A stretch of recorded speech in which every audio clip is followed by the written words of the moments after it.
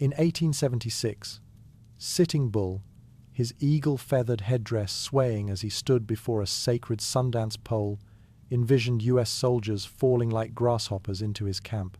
Days later, on the 25th of June, over 260 men of Custer's 7th Cavalry perished under a relentless Lakota and Cheyenne onslaught at the Little Bighorn, a battle that shook the nation.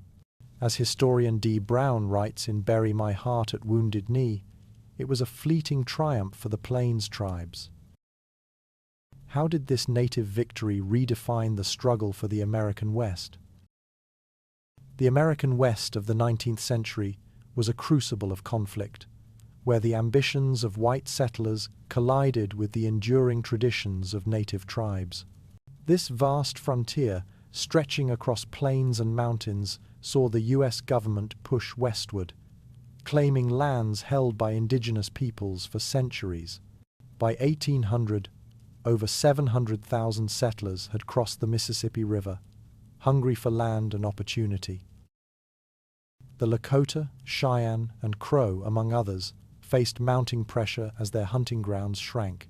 Historian Robert Utley notes that this era marked a tragic clash of cultures, with native nations fighting to preserve their way of life against an unrelenting tide of expansion. These tensions set the stage for bloodshed, as treaties were signed and broken, and mistrust grew on both sides. On the 25th of June, 1876, the Battle of the Little Bighorn unfolded near the Little Bighorn River in Montana Territory, a clash that would echo through history. Known to the Lakota and Cheyenne as the Battle of the Greasy Grass, it was a moment of defiance against U.S. military might. The battle pitted the 7th Cavalry, a unit of roughly 600 men, against a coalition of over 1,500 native warriors. Its outcome, a catastrophic defeat for the U.S. Army, stunned a nation celebrating its centennial. D. Brown, in his seminal work Bury My Heart at Wounded Knee, calls it a rare native victory in a long war of attrition, one that highlighted the resilience of the Plains tribes. This confrontation would become a symbol of resistance, forever etched into the story of the American frontier. Lieutenant Colonel George Armstrong Custer led the 7th Cavalry into this fateful battle, his buckskin jacket dusty from the trail and his Colt revolver at his side. A Civil War hero known for bold tactics, Custer commanded respect but also courted controversy. His force, numbering 647 men in the 18th of June 76, included seasoned veterans and fresh recruits, many ill-prepared for the rigors of frontier warfare. Custer's confidence, often bordering on arrogance, drove his decisions, as he believed his cavalry could overpower any native force. Yet, as historian Evan Connell argues, Custer underestimated the unity and strength of his opponents, a miscalculation that would prove deadly. His leadership, both celebrated and criticized, shaped the tragedy that unfolded on that summer day. The Native Alliance, led by figures like Sitting Bull and Crazy Horse, delivered a stunning blow, annihilating Custer's immediate command of over 260 men. Sitting Bull, a Hunkpapa Lakota spiritual leader, wore a headdress adorned with eagle feathers and carried a rifle embodying both wisdom and resolve. Crazy Horse, an Oglala Lakota warrior, rode swiftly across the battlefield, his war paint vivid and his lance raised. Their coalition, drawn from Lakota, Cheyenne, and Arapaho tribes, numbered between 1,500 and 2,000 warriors, far outstripping U.S. estimates. This victory, as historian James Donovan notes, was not just a military triumph, but a testament to native unity and strategic brilliance. It marked a fleeting moment when the Plains tribes turned the tide against their oppressors. As early as 1805, the seeds of this conflict were sown when French-Canadian fur trader François-Antoine Larocque ventured into the Yellowstone River region. Clad in a heavy fur coat and clutching a ledger of trade goods, he encountered a Crow encampment, their teepees dotting the plains. LaRoque observed the Crow hunting bison along a river they called the Small Horn, a precursor to the Little Bighorn. His journals, preserved in archives, describe a vibrant native economy reliant on bison, with over 10,000 animals harvested annually by the Crow alone. These early European contacts introduced trade goods, including firearms, which altered tribal dynamics and foreshadowed future tensions over land and resources. 2 years later, in 1807, Spanish trader Manuel Lisa established Fort Raymond, a wooden stockade 40 miles north of the future Little Bighorn battlefield. Wearing a weathered hat and bartering beads and blankets, Lisa sought to profit from trade with the Crow, exchanging goods for beaver pelts. The fort, housing 20 traders, became a hub of commerce, with over 5,000 pelts shipped annually by 1810. Yet, as historian David Lavender points out, such outposts also brought disease and dependency, weakening native autonomy. Fort Raymond's presence signaled the growing European foothold in the region, a precursor to the settler waves that would disrupt the Plains tribes' way of life. The 1851 Treaty of Fort Laramie marked the first formal U.S. attempt to regulate this contested frontier, recognizing the Little Bighorn region as native territory. Signed by representatives of the Lakota, Cheyenne, and Crow, the treaty allocated 38 million acres to these tribes, promising peace and protection. However, by 1854, violations by settlers sparked the Sioux Wars, a series of conflicts lasting until 1890. Over 1,000 skirmishes were recorded, with 2,500 native and 1,800 U.S. casualties by 1876. Historian John Gray argues that the treaty's failure lay in its unenforceability, as settlers and miners ignored boundaries, fueling resentment and setting the stage for the Little Bighorn. The Little Bighorn Valley itself, a rugged expanse of cliffs, rolling hills, and lush grasslands, held deep significance for the Plains tribes. The Lakota and Cheyenne called it Greasy Grass, a name evoking the slick, fertile plains where bison grazed in herds of up to 30,000. The valley's river, stretching 80 miles, sustained diverse plant life and supported native camps of over 1,000 people during summer hunts. To the tribes, it was a sacred lifeline, as ethnologist James Mooney notes, a place where spiritual and physical survival intertwined. Yet, to U.S. forces, it was merely a strategic point, a fact that blinded them to its cultural weight and the resolve of its defenders. In 1868, the Second Fort Laramie Treaty sought to quell rising tensions by designating eastern Wyoming, including the Black Hills, as a permanent homeland for the Lakota and Cheyenne. Signed by 158 native leaders, the treaty promised 25 million acres and U.S. protection from settler encroachment. The U.S. government allocated $50,000 annually in goods to uphold the agreement. However, as historian Jeffrey Ostler observes, the treaty was a hollow gesture, undermined by federal reluctance to enforce it. Within years, violations by prospectors and military expeditions shattered the fragile peace, pushing the tribes toward resistance and setting the stage for confrontation. The discovery of gold in the Black Hills in 1874 ignited a frenzy that tore apart the 1868 treaty. Over 15,000 prospectors flooded the region by 1875, their picks and pans scarring the sacred Lakota landscape. The U.S. Army, tasked with removing them, managed to expel only 200, leaving thousands to mine illegally. The Lakota and Cheyenne, enraged by this betrayal, abandoned their reservations, with over 3,000 warriors joining Sitting Bull's camp by 1876. Historian Heather Cox Richardson argues that this gold rush, yielding $1 million in ore annually, epitomized the greed driving U.S. policy, ensuring that the Little Bighorn would become a battleground for survival. In the 18th of December 75, the US government escalated its campaign against the Plains tribes with a stark ultimatum.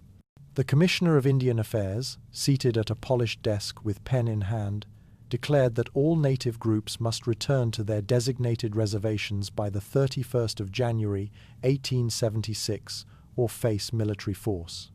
This decree targeted over 4,000 Lakota and Cheyenne living off-reservation, many of whom had fled due to broken treaties and settler encroachments.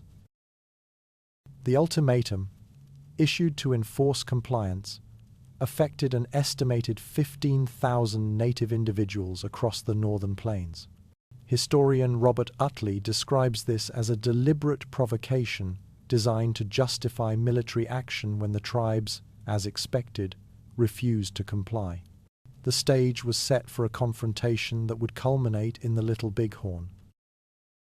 Sitting Bull, the revered Hunkpapa Lakota leader, stood resolute against this demand, his stern face framed by an eagle-feathered headdress. At 45 years old, he was both a spiritual guide and a symbol of defiance, rallying his people to resist relocation. By early 1876, his camp along the Rosebud Creek swelled to over 3,000, including 800 warriors, as families joined to preserve their freedom. Sitting Bull's refusal was not mere stubbornness. It was a stand for survival, rooted in the betrayal of the 1868 Fort Laramie Treaty. As historian D. Brown notes, his leadership galvanized the Lakota, transforming scattered bands into a formidable coalition. His vision of resistance would soon inspire a historic victory. On the 8th of February, 1876, General Philip Sheridan, hunched over maps in a dimly lit office at Fort Lincoln, issued confidential orders to launch a military campaign. He directed Generals Alfred Terry and George Crook to pursue the hostile tribes, targeting an estimated 2,000 warriors under Sitting Bull. Sheridan's plan called for a force of 2,500 troops, including cavalry and infantry, to converge on the northern plains. His strategy, honed during the Civil War, relied on overwhelming force to crush resistance. Yet, as historian John Gray points out, Sheridan underestimated the mobility and resolve of the Native Alliance, a miscalculation that would haunt the U.S. Army. These orders marked the beginning of the Great Sioux War's final phase. On the 3rd of March, 1876, Bloody Knife, a skilled Arikara scout, joined the U.S. Army as a civilian guide for the impending campaign. Dressed in a beaded jacket and carrying a Winchester rifle, the 36-year-old scout was a trusted ally, having served at Fort Abraham Lincoln since 1873. His knowledge of the terrain and Lakota tactics was invaluable, as he had scouted against his traditional enemies for over a decade. Bloody Knife led a team of 12 Arikara scouts, each paid $13 a month, a significant sum for native auxiliaries. Historian James Donovan highlights his critical role, noting that Bloody Knife's reconnaissance shaped U.S. movements, though his loyalty to the Army would cost him dearly at the Little Bighorn. By the 10th of April, 1876, 25 Crow Scouts, their faces painted with red ochre and rifles slung across their backs, enlisted to aid Colonel John Gibbons in his Montana campaign. Stationed at Crow Agency near Livingston, these scouts, aged 20 to 40, were motivated by a long-standing rivalry with the Lakota, who had clashed with the Crow over hunting grounds for decades. The Crow provided 25 horses and 10,000 rounds of ammunition, bolstering Gibbons' force of 450 men. Their role included tracking enemy movements and securing supply routes, covering over 200 miles of rugged terrain. Historian Evan Connell emphasizes that the Crows' expertise gave the Army a fleeting edge, but their warnings about the Native Alliance's strength went unheeded. From the 26th of April to May 9, an additional 30 Arikara scouts, their horses laden with blankets and rations, joined the campaign against Sitting Bull. based at Fort Abraham Lincoln, these scouts, led by figures like Red Bear, numbered 42 by May, the largest native auxiliary force in the campaign. They carried messages across 150 miles of prairie and scouted campsites, often under threat of Lakota ambushes. Their work enabled General Terry's column to advance, covering 20 miles daily. As historian Jeffrey Ostler notes, the Arikara's involvement reflected the complex alliances of the era, where native groups were pitted against each other by U.S. policy, a divide-and-conquer tactic that fueled the conflict. In late spring 1876, Sitting Bull orchestrated a sacred Sundance ceremony near Rosebud Creek, a ritual that bound the Lakota and Cheyenne in spiritual unity.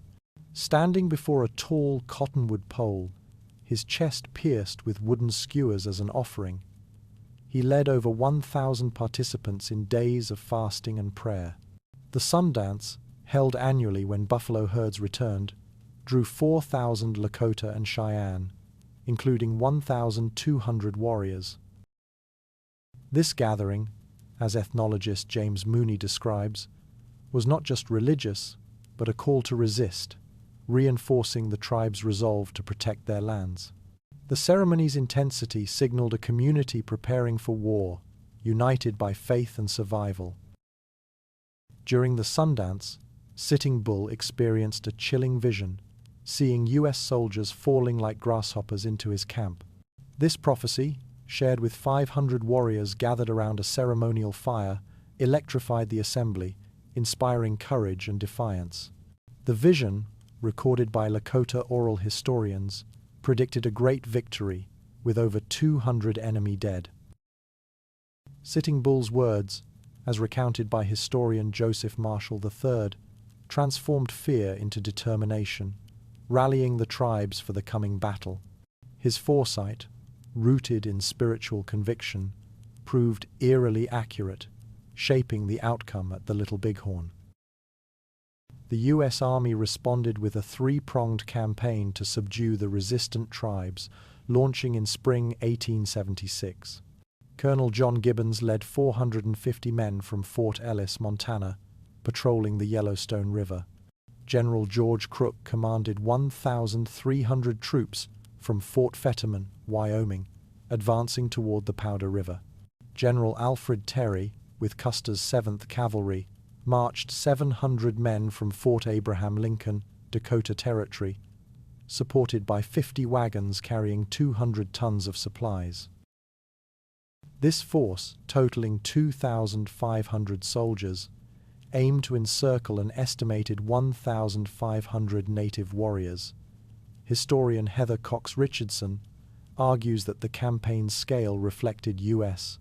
determination to crush native autonomy, but its flawed intelligence doomed its success. The 7th Cavalry, under Custer's command, was a mixed force of 647 men, armed with single-shot Springfield carbines and Colt revolvers. Comprising 400 Civil War veterans and 200 recruits, the unit lacked cohesion, with 20% of its men under 25 years old. Each soldier carried 100 carbine rounds and 24 revolver rounds, but the absence of sabers limited close combat options. The Springfield, chosen for its 500-yard range, fired 12 rounds per minute, yet jammed under rapid use.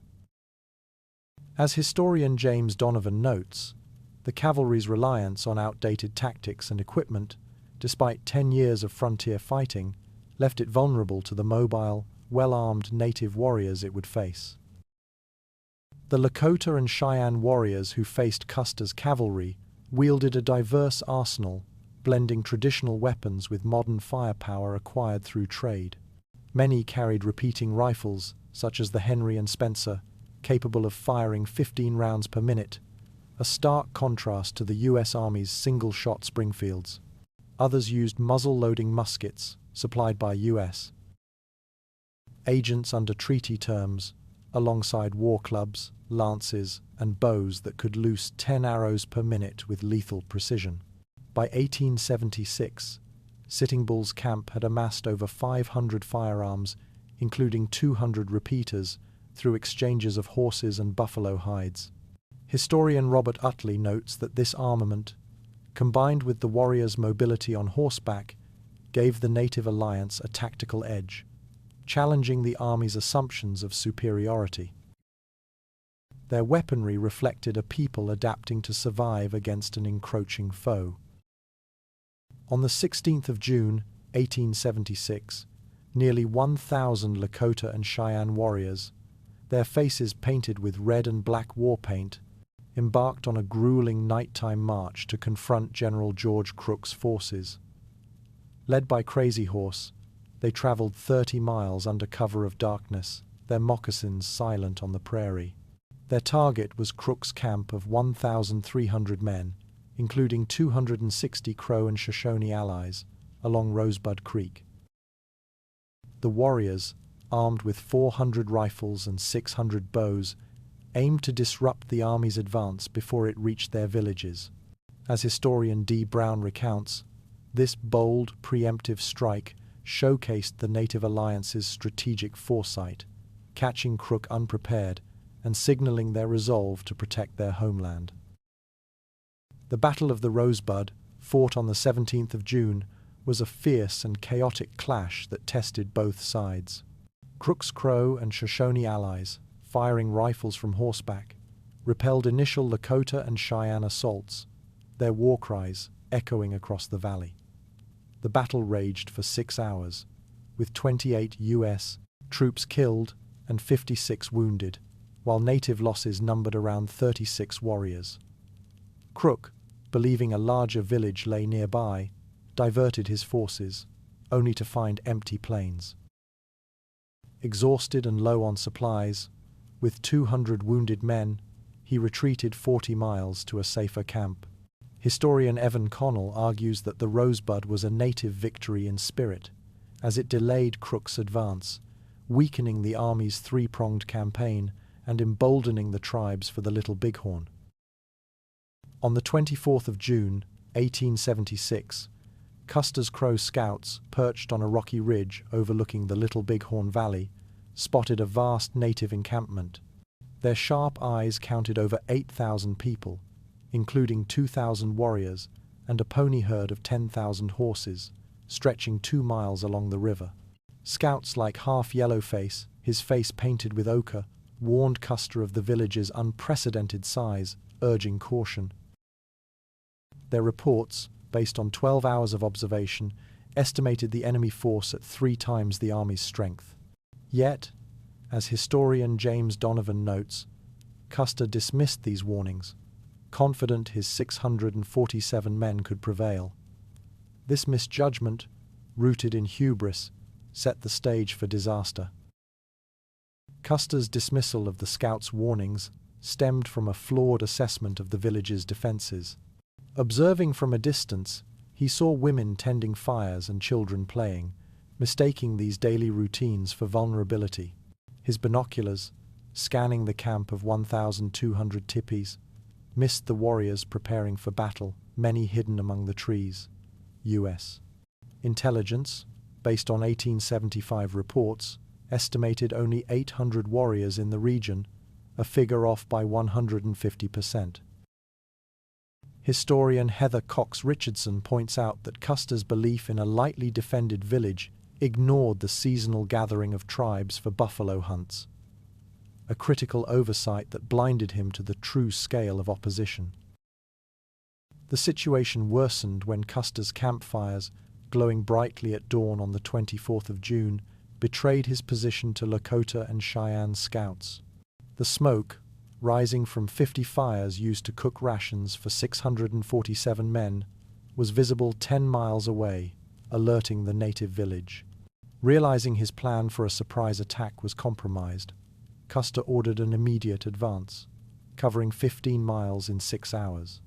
His troops, fatigued from a 30-mile night march, struggled to maintain order.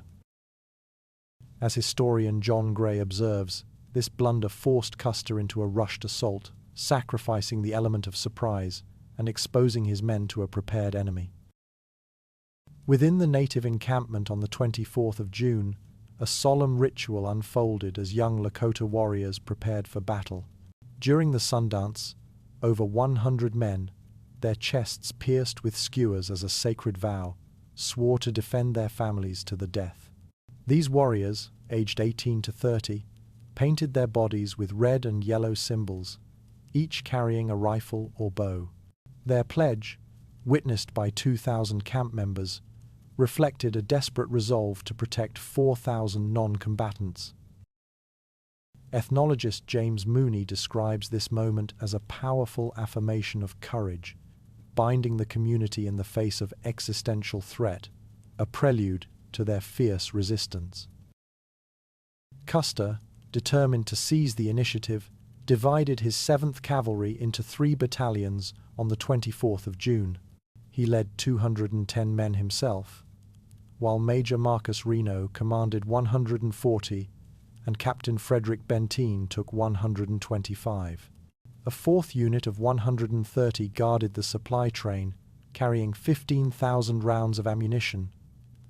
This division, covering a 5-mile front, aimed to encircle the village and prevent escape. Custer, riding a sorrel horse and wearing a wide-brimmed hat, issued orders with urgency, his voice sharp. Historian Robert Utley critiques this split as a fatal error, diluting the cavalry's strength against a numerically superior foe, a gamble that left each unit vulnerable. Custer's strategy hinged on capturing native non-combatants to force warrior surrender, a tactic outlined in his 1867 memoir My Life on the Plains. He believed that by seizing women, children, and elders, estimated at 4,000 in the village, he could compel the 2,000 warriors to lay down arms. His plan called for a swift assault to isolate families, using 200 men to block escape routes. This approach, rooted in Civil War hostage tactics, assumed native fighters would prioritize family safety over resistance. Historian Jeffrey Ostler argues that this misread the warriors' resolve, as Lakota and Cheyenne culture valued collective defense, making surrender unthinkable.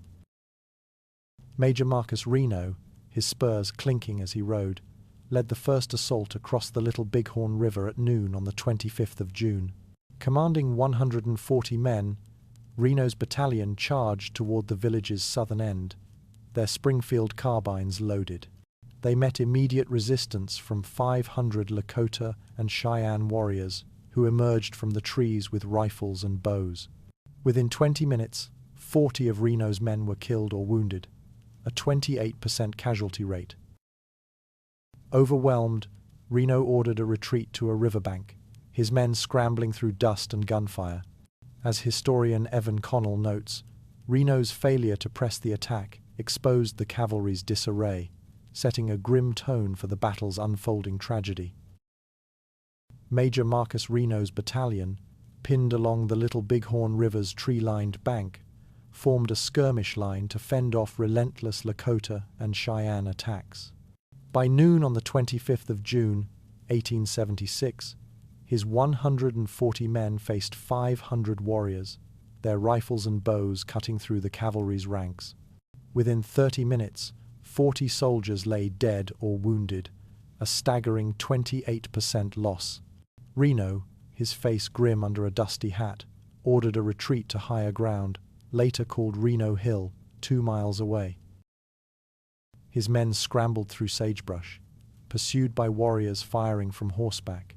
Historian Evan Connell describes this retreat as a desperate flight, with soldiers abandoning equipment, leaving behind 15,000 rounds of ammunition. The move to Reno Hill saved Reno's command, but exposed their vulnerability as the native forces pressed their advantage.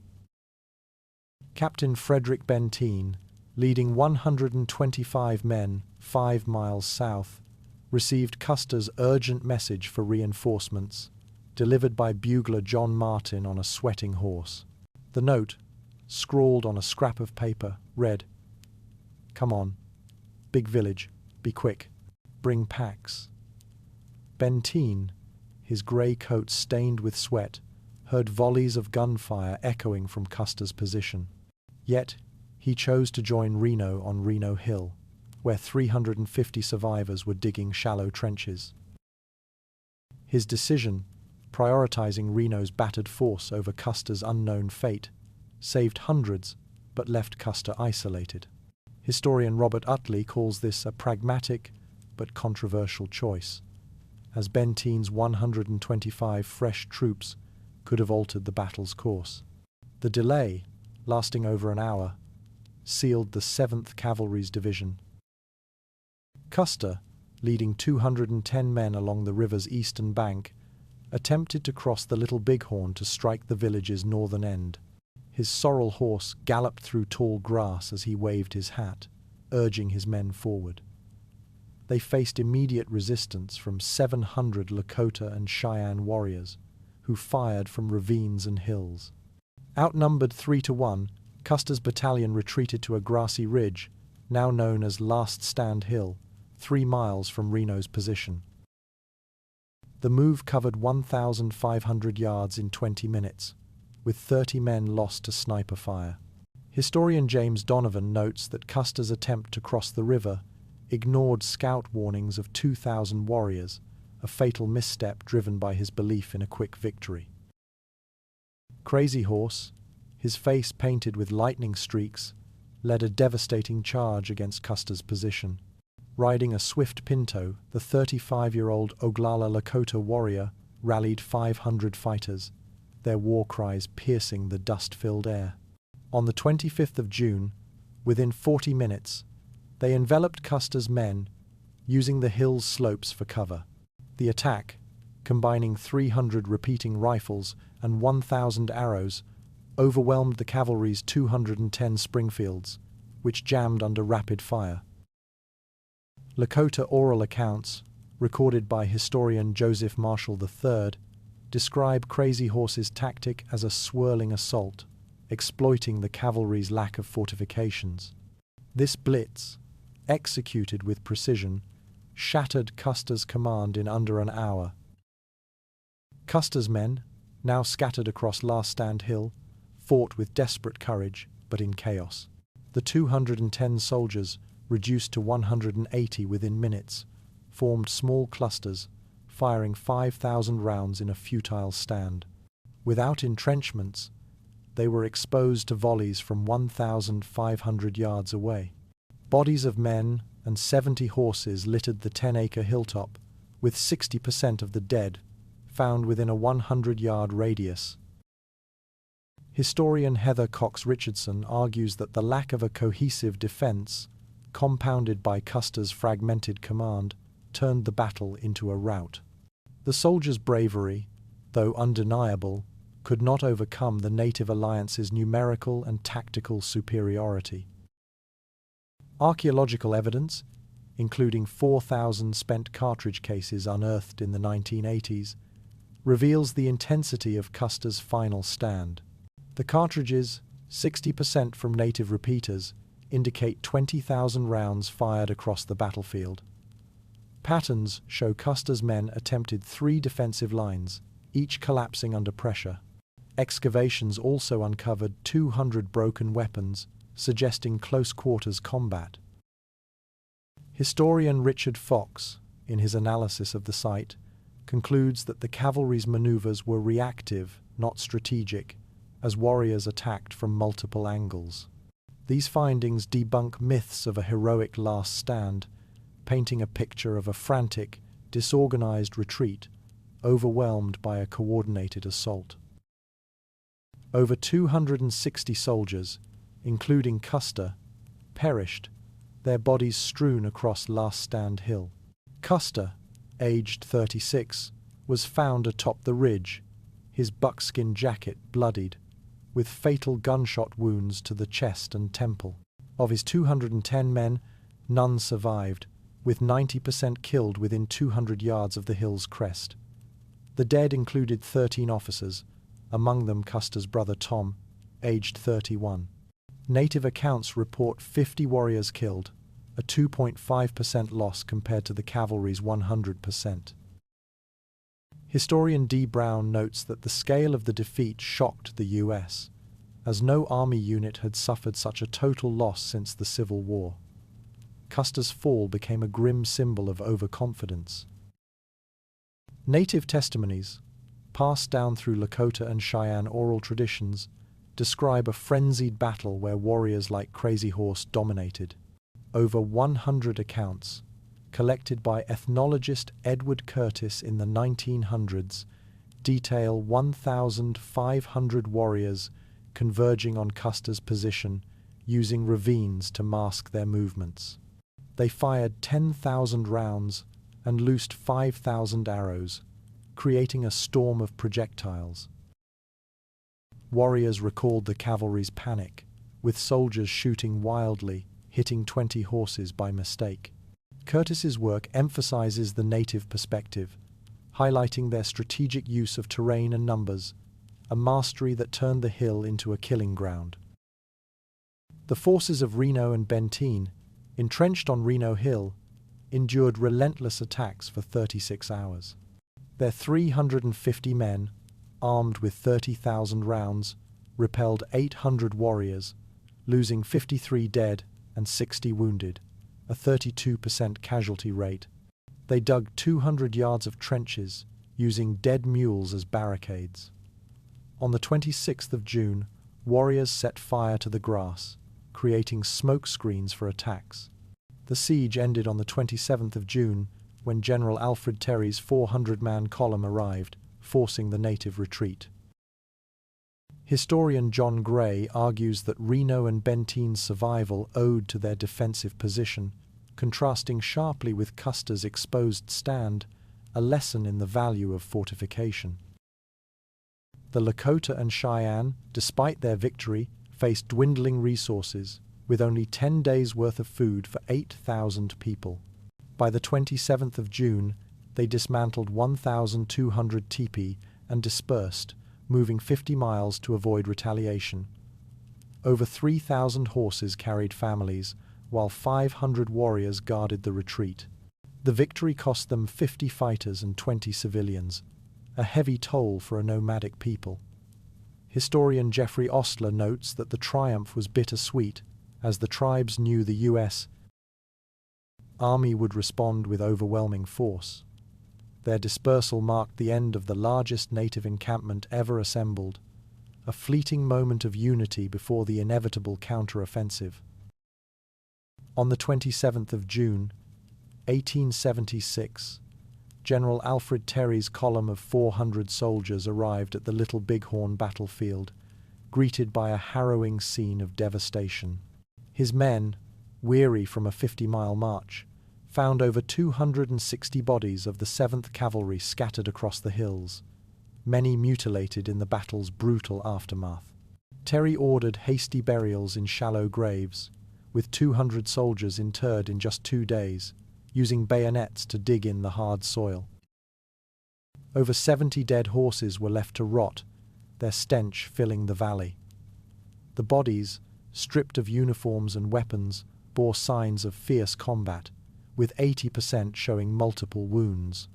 Historian Robert Utley describes this grim task as a sobering moment for the army, revealing the scale of their defeat and the ferocity of the native resistance. The Crow Nation, allies of the U.S. Army, mourned Custer's annihilation with a mixture of grief and dread. Crow Scouts, their faces painted with mourning ash, gathered at their agency near Livingston, Montana, to lament the loss of 260 soldiers they had guided. The Crow, numbering 1,800 in 1876, feared reprisals from the Lakota, their rivals who had killed 10 Crow in prior clashes. Yet, the defeat weakened Lakota pressure on Crow lands, allowing their 400 warriors to reclaim hunting grounds. Historian John Gray notes that the Crows' relief was tempered by anxiety, as they foresaw harsher U.S. policies toward all native tribes, a prediction that proved true. News of the Little Bighorn disaster reached the American public on the 5th of July, 1876, when the steamer Far West docked at Bismarck, Dakota Territory.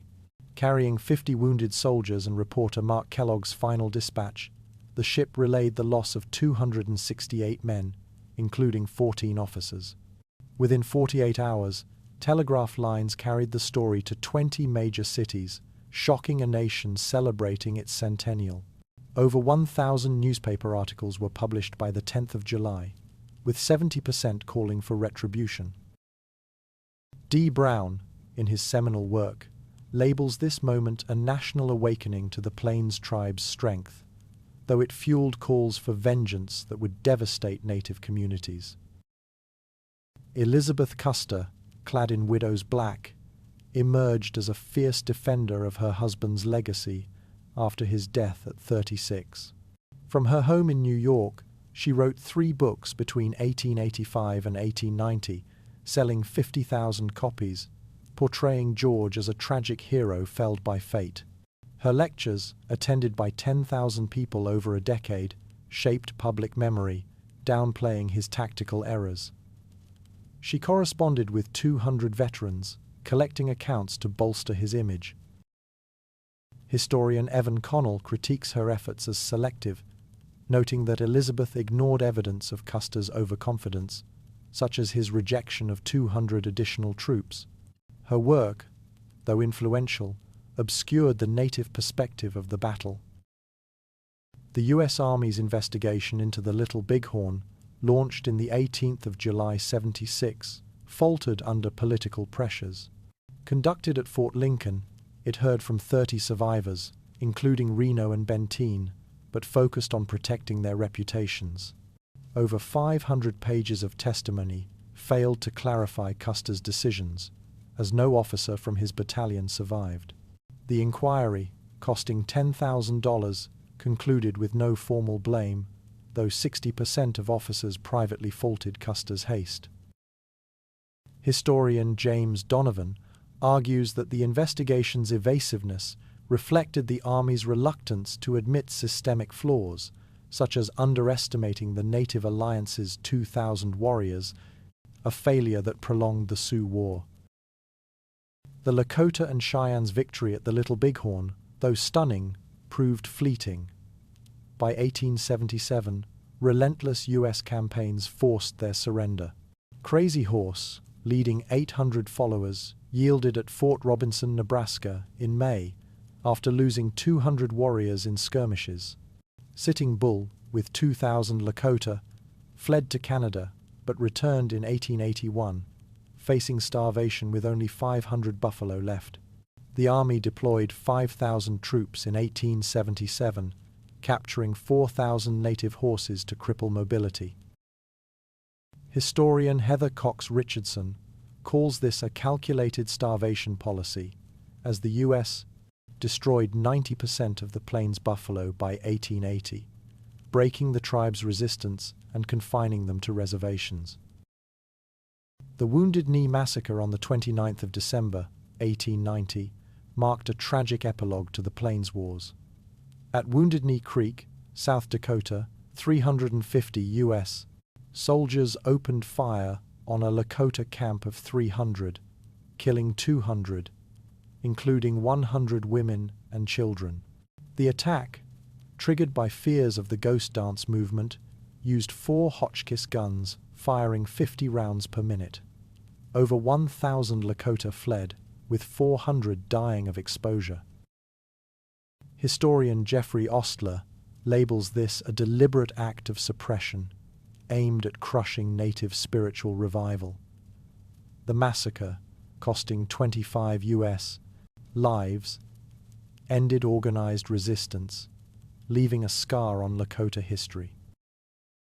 The Black Hills, a 7 million-acre sacred region for the Lakota, were unjustly seized after the 1874 gold rush. The U.S. coerced a 1877 agreement, taking the land despite objections from 90% of Lakota leaders. By 1880, miners extracted $2 million in gold annually, while 5,000 Lakota faced starvation on reservations. In 1980, the Supreme Court ruled the seizure illegal, awarding $100 million, which the Lakota refused, demanding land return. Historian Joseph Marshall III notes that the Black Hills remain a symbol of Lakota sovereignty, with 1,000 annual protests asserting their claim, a fight rooted in the Little Bighorn's legacy. The Battle of the Little Bighorn stands as a powerful testament to Native resilience, a moment when 2,000 Lakota and Cheyenne warriors defied a 647-man cavalry. Their victory, protecting 4,000 non-combatants, showcased unity and courage against overwhelming odds. Over 100 oral histories, preserved by Lakota elders, celebrate this as a sacred defense of their way of life. Historian D. Brown emphasizes its symbolic weight, noting that the battle inspired 20th-century Native activism with 500 protests by 1976. It remains a beacon of resistance, highlighting the cost of U.S. expansion and the strength of a people fighting for survival. Modern scholarship, led by ethnologist Edward Curtis, dismantles the myth of Custer's heroic last stand. Curtis's 1907 interviews with 50 Lakota and Cheyenne veterans, combined with 1980s archaeological finds of 4,000 cartridges, reveal a chaotic retreat. Custer's 210 men fired 5,000 rounds but were outgunned by 10,000 native projectiles. The battle lasted 40 minutes, with 80% of deaths in a 200-yard radius. Historian Richard Fox argues that Custer's errors, including ignoring 2,000 warriors and splitting his force, led to a rout, not a stand. This revision, grounded in evidence, honors the native triumph while exposing the flaws of a celebrated commander. The Battle of the Little Bighorn, illuminated by Edward Curtis's meticulous research and the stark evidence of 4,000 spent cartridges, reveals not a gallant last stand, but a desperate collapse born of Custer's miscalculations. Yet, this clash endures as a testament to the Lakota and Cheyenne's unyielding spirit.